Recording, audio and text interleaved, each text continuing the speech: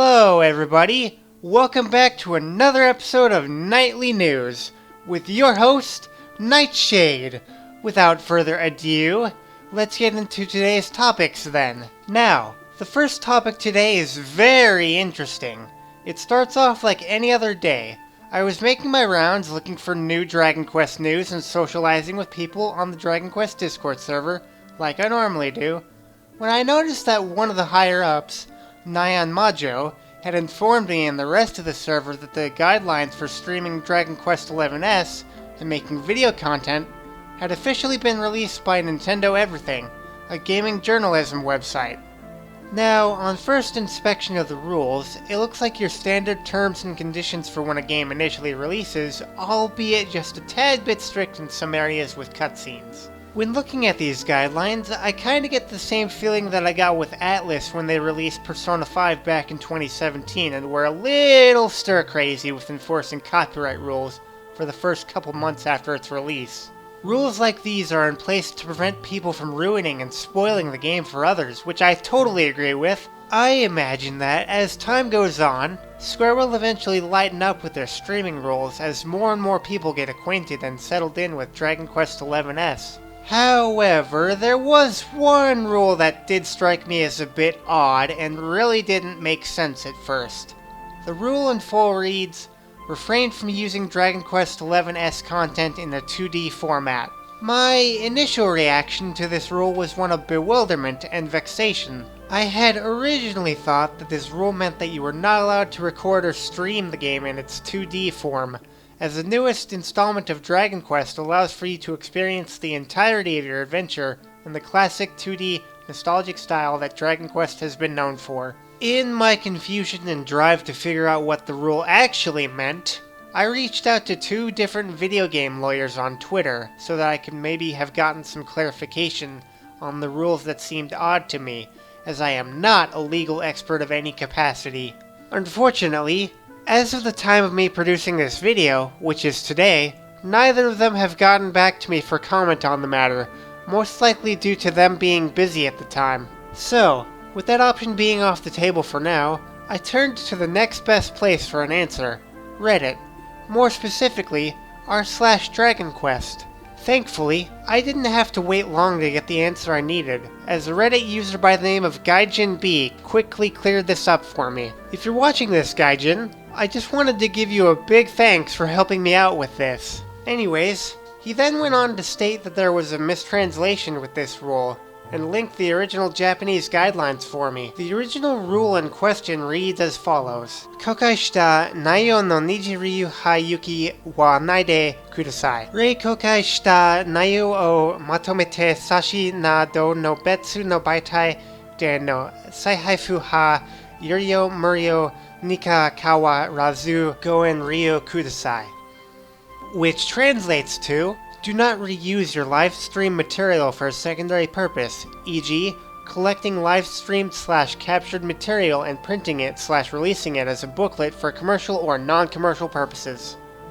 Somewhere along the line, I do believe that this did get mistranslated. In this case, it was probably when the Japanese to English translator sat down and translated the guidelines from Japanese to English, and then they forgot to double-check their work. Although the article in question does have poor formatting in the way that it conveys its information, I do not believe that it was fully the fault of Mr. Bryan, the author of the article, instead rather the initial translator's mistake. After learning of this, I then reached out to Mr. Bryan on Twitter respectfully, to inform him of this potential critical error in translation. As of my recording of this video, he has yet to get back to me, but I can only hope that this does get fixed before Dragon Quest XI S's launch, or else its reputation may suffer a little due to the poor translation of the guidelines.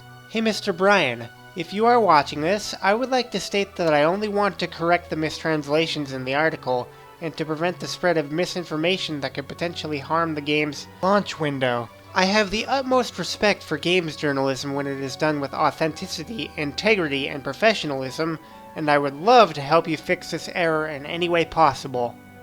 Luckily, I was able to get in contact with the director of another website called GoNintendo that also got these guidelines, and he said that he's working with Nintendo to see if they can get this issue resolved and the errors corrected.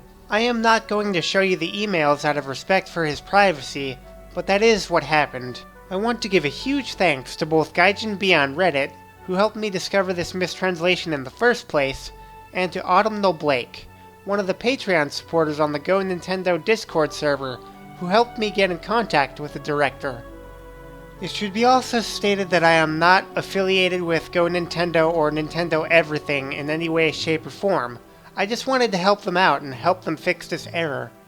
With all that out of the way, let's move on to the next topic. Square Enix revealed during Tokyo Game Show 2019 a few days ago that they would be porting the original Dragon Quest monsters to the Nintendo Switch. Now, I would have to say that Square is most likely waiting to see how Dragon Quest XI S is doing before they localize this game outside of Japan, as the original already had other language translations ready to go, including English. Or that's what I would have said if we didn't get the announcement that Dragon Quest 1, 2, and 3 were all coming to the Western eShop on the same day that Dragon Quest XI S would, which is the 27th of September this year. Since those three games are now getting a Western localization release, Dragon Quest Monsters 1, Terry's Wonderland Retro, might not be as far off from a Western localization release as we think it is. I would have liked for the 3DS remake of Dragon Quest Monsters 1 to be announced for the Switch instead, but I guess we'll have to wait for the 3DS ports of Dragon Quest Monsters games for the Switch. It'll probably happen, it's just a matter of time really. For our final story today, we have details about the gameplay for Dragon Quest Walk from Famitsu. Dragon Questo Waku, or Dragon Quest Walk, is basically Dragon Quest's take on location-based games. Since I'm still a bit of an inexperienced rookie with Japanese, I had to use a translation tool, so I apologize if there's anything incorrect. I won't go over every little detail, so here's a quick little gist of the gameplay. To progress the story, you select different quests from a menu, and that will have you do different objectives. In order to unlock new story quests, you'll need an item called Snips of Guidance. There are monsters from Dragon Quest that will spawn around your vicinity that you can battle for experience to level up and learn new abilities and spells. There are also dungeons that you can enter and fight bosses to complete the story quests with. In addition to dungeon bosses, there are also raid bosses that can randomly spawn from time to time. In order to join a raid battle, you need to use an item called a Tobotatsu Biru, or a battle bill, when translated to English. Up to 8 players can join these battles also. You can also obtain monster hearts to increase your character's stats and capabilities when you win battles and defeat monsters. What I think is one of the most impressive features of Dragon Quest Walk, however, is the ability to simply make your own house by selecting where you want to build it on the map. You can also get furniture for your home, and customize it to your heart's content. When you are done adventuring for the day, you can return to your house on the map for a bonus of sorts. Finally, you can visit other players' houses to get extra items, so there is an incentive to visit other players' houses. I really do wish I could go into depth more with this game, but I do not want this video to be extremely long. If you want to, you can check out the full article by Famitsu for the game in the description below. Those are all the stories I have for you today. I hope you enjoyed today's episode of Nightly News. Don't forget to like, comment, subscribe, and hit that notification bell, as it helps me a ton. Arigatou gozaimasu, minasan. Ji mata ne.